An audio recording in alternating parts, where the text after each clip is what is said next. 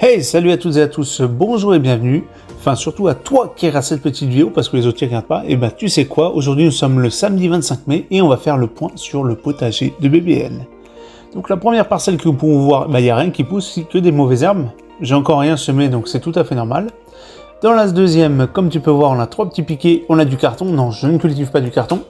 Mais sur les 3 petits piquets, on va se rapprocher, ce sont des patates douces. Donc l'expérience que j'ai tentée en janvier de les faire germer pour les boutures à la maison, mais c'est le plan qui a le plus germé celui-là, donc c'est un échec un peu total.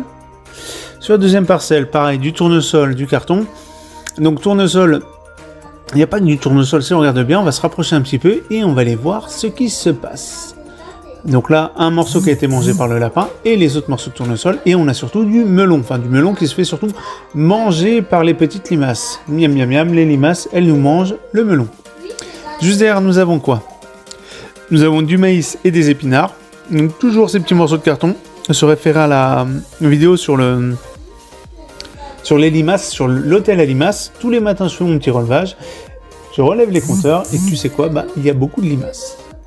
Donc là, les épinards qui lèvent. Ouais, c'est bien, on va pouvoir manger. La parcelle suivante, encore et toujours du maïs. Mais sauf que ce coup-ci, on peut voir que les maïs sont à l'extérieur. Et on a 2 petits plants de courgettes, dont un qui se fait pas mal manger par les limaces, mais on a 2 plants de courgettes, un troisième qui va venir se greffer dès qu'il aura levé, enfin suffisamment levé. Cette parcelle-là, rien du tout, celle d'après, rien du tout, je les ai retournées fraîchement donc hier. Donc on mettra sans doute des haricots verts, des betteraves, peut-être des épinards encore, enfin j'ai pas encore essayé, mais au moins les retourner. Avant-dernière parcelle, donc là on peut voir les fèves. Oui, de base, on avait donc 1, 2, 3 rangées de semis de fèves que j'avais fait. Il n'y en a qu'un seul qui a levé. Il y en a un ou deux de temps en temps sur la rangée du milieu, mais strictement rien sur la rangée de droite. Donc là, on peut voir les petites gousses. Oui, commencent à être assez imposantes. Oh, bonjour Madame la fourmi. Donc les petites gousses commencent à être assez imposantes. On va peut-être bientôt pouvoir les récolter. Il faut encore que ça grossisse un peu. Nous avons également des salades. J'avais un peu trop de semis de salade, donc je me suis dit, je ne vais pas les jeter. Autant les mettre... Et oui, on a un petit tournesol et au fond un autre petit tournesol. Les limaces se sont régalées, mais enfin voilà, je les laisse, on ne sait jamais, mais je pense que je ferais mieux de les retirer. Donc ici les brocolis, donc doublement mangés et par le lapin et par les limaces. Donc les limaces font les petits trous dans les feuilles et le lapin il a tout coupé à ras. Donc on peut aussi voir des salades et je ne sais pas si vous le voyez juste après, en fait on a des radis. En fait j'essaie d'utiliser l'espace non utilisé pour mettre des radis, pour mettre des petits trucs croustillants. Ensuite, entrons dans le tunnel. On va appeler ça un tunnel. Il n'y a que du grillage. Donc là, un super pied de capucine et du liseron partout autour. Si vous avez une petite astuce pour vous débarrasser du liseron, je suis preneur. Parce que j'essaie avec du vinaigre. Oui, d'accord, ça affaiblit le liseron. Il est joli, mais à chaque fois, le liseron revient. Ici, nous avons des pieds de mur, surtout pour mon fils. Donc 1, 2, 3 pieds de mur. Donc les 2 premiers achetés à Lidl, le 3e c'est de la famille qui me l'a donné. Et ici nous avons des petits pois, accompagnés de liseron, parce que le liseron c'est comestible. Derrière là, 2 petites rangées de salade de carottes. Comme on peut voir, il n'y a rien qu'à lever. Les carottes ne lèvent pas, je ne sais pas ce qu'elles ont ici. Pourtant le sachet de graines est encore bonne. Ici des framboises et une petite fleur de framboise.